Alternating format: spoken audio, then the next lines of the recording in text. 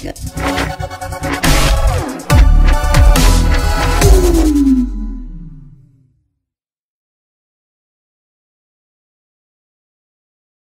everybody, it's Benny1 and I'm back at you with another Ninja Turtles movie review, everybody, and we are moving on to Teenage Mutant Ninja Turtles 2, Secret of the Ooze, everybody. So this movie literally came out a year after the first one did in 1991. Quick little turnaround for a movie. So you would think, usually, if you look back at movies that come out really fast after the first one, especially a year after, they usually don't turn out very well. But I gotta say, you know what? This was always my childhood favorite Ninja Turtles movie. I've watched this movie so much when I was a kid. I love this because I think this Ninja Turtles movie was the closest version to what the animated show was like. It had kind of a little bit of the stuff of what the comic book was, but this one really captured that heart and spirit of what the late 80s cartoon show was all about. And it was all lighthearted, fun stuff. So this movie literally picks up right after the events of the first one. And it totally has a different tone. Way different tone. They dropped that whole dark themed version of the movie and they went with a very, very fun, lighthearted version, but it actually worked out. You know what? It worked out. So all four of our turtles are back, everybody.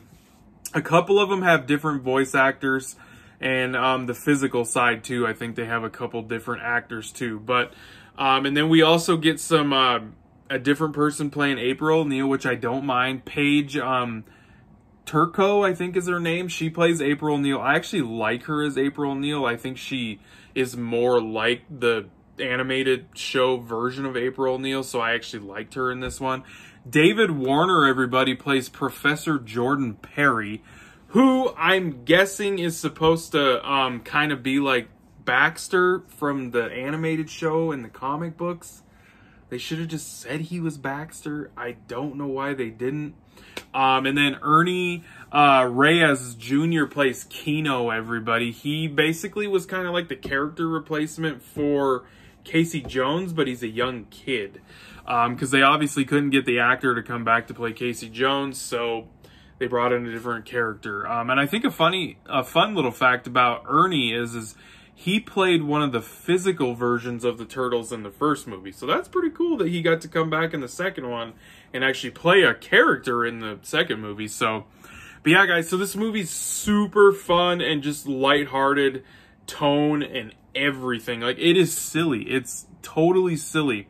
The Turtles use food and toys more to fight off enemies in this movie than they do their own weapons, for Christ's sakes. Like, they do. Like, Michelangelo's using sausage nunchucks at one point.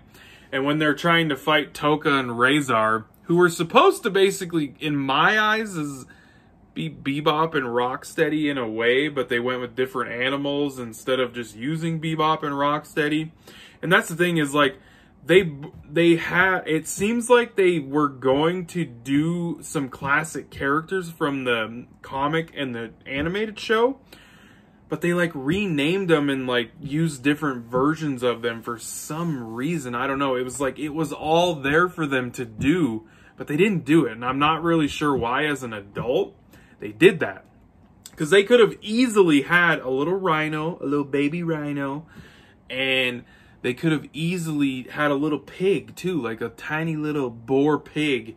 And they could have had Bebop and Rocksteady. Like, even if they were exact versions like Toka and Razor, where they barely talked, but they could have had them. I don't know why they didn't do it. I really do not understand why they didn't do it. It's very confusing to me. But yeah, Shredder comes back. He did not die. He was out in the junkyard in a pile of garbage with his hand going, yeah, but I love the way Shredder looks in this movie. They did a good job with Shredder. He had the purple outfit like he was supposed to. I don't really like how he was defeated in this movie because the Turtles actually didn't fight Shredder in this movie. That's one thing I do not like about this movie is I don't like how Shredder goes down. Especially when he turns into freaking Super Shredder because he shoots himself up with the Ooze. that made the Turtles and everything and Splinter, and he becomes Super Shredder. And a fun little fact about this, I literally just found out about this today when I was looking up actors that have been in these movies before I did these reviews. Kevin Nash, that's right, the WWF, WWE, WCW, any other place he wrestled. Kevin Nash, Big Nasty himself, played Super Shredder, everybody. I had no freaking idea. I told AM21, I was like, bro, look at this shit. Kevin Nash played Super Shredder. I had no idea. No idea at all. I just thought that was cool. It's pretty stupid how he got defeated. He basically beat himself because he was tearing down that dock and just punching the pillars, tearing the 2x4s down, and the dock fell down on him, for Christ's sakes, and he died. Stupid. They should have had the Turtles fight him, for God's sakes. They didn't fight him once in the movie. And they didn't really fight Tokka and Razor either. That's what's weird about this movie, is there's not a lot of fighting. They totally went with a kid-friendly version of the characters and everything. And Vanilla Ice, everybody, that's right. The Go Ninja song, that's right. Vanilla Ice basically had a little concert inside of this movie. And he made a song specifically for this movie. The end fight scene with Tokka and Razor and the Foot Clan is literally in the middle of a Vanilla Ice concert. Yes. Silliness galore. But you know what? I love it. I love it. This is a childhood favorite movie of mine. The Turtles themselves are all funny. Their dynamics are the same. They explore them a little more. Splinter is the same. And the Jim Henson Company, I think this was the best that the turtle costumes were with the animatronics and the heads and everything, and Splinter.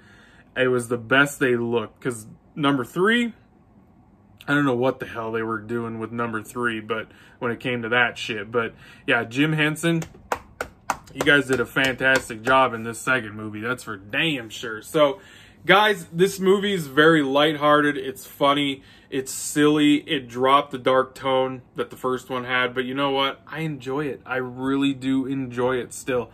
But there are things about the movie that kind of drop it just a little bit for me. So I'm going to give it a 7 out of 10. I still really enjoy it, though. Like I said, childhood favorite movie of mine. But the whole no fighting thing in the movie, really, and they don't really use their weapons. They don't fight Shredder. Shredder basically kills himself after he turns himself into a super version of himself. So that's why I'm going to give it a 7 out of 10. But still, pretty fun little movie. So, all right, everybody, I hope you guys enjoyed that review. Thanks for watching, and be catching you on the tube later, because I have spoken.